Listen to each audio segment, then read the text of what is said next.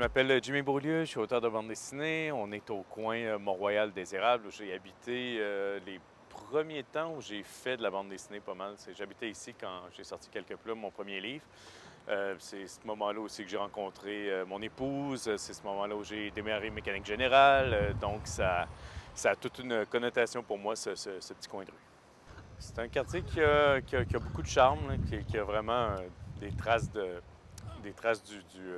Montréal populaire ouvrier du début du 20e siècle, puis des traces du côté un peu plus bohémien artistique de la deuxième moitié du 20e siècle. Il y a aussi un bon équilibre entre vie urbaine et nature, c'est-à-dire qu'il y a beaucoup de parcs, il y a beaucoup d'arbres, il y a beaucoup d'espace, mais en même temps, on n'est pas à campagne, on est quand même en ville. Il y a des librairies, il y a vraiment euh, un bon échantillonnage d'un peu tout ce que j'aime dans la vie, je dirais. Au début, je me basais beaucoup sur des documents photos pour faire mes décors. J'essayais d'être assez rigoureux, j'essayais qu'on reconnaisse les décors. Puis plus ça va, puis moins c'est important, plus j'accorde la valeur au fait que je dessine de la manière dont je m'en souviens. Puis si je me trompe, ben, à quelque part, c'est intéressant. T'sais.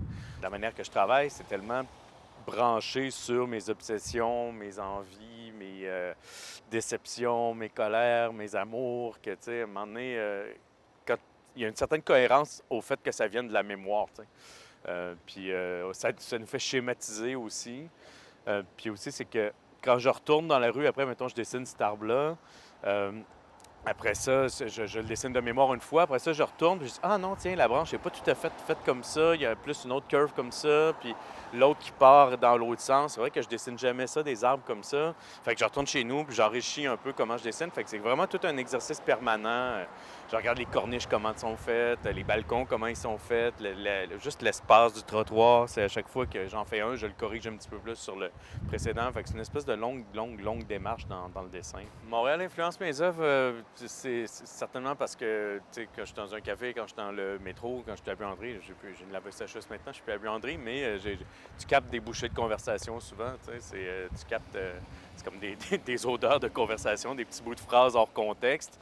Puis ben là, je sais pas, moi, je me mets à imaginer un peu c'est quoi la vie de ces personnes-là,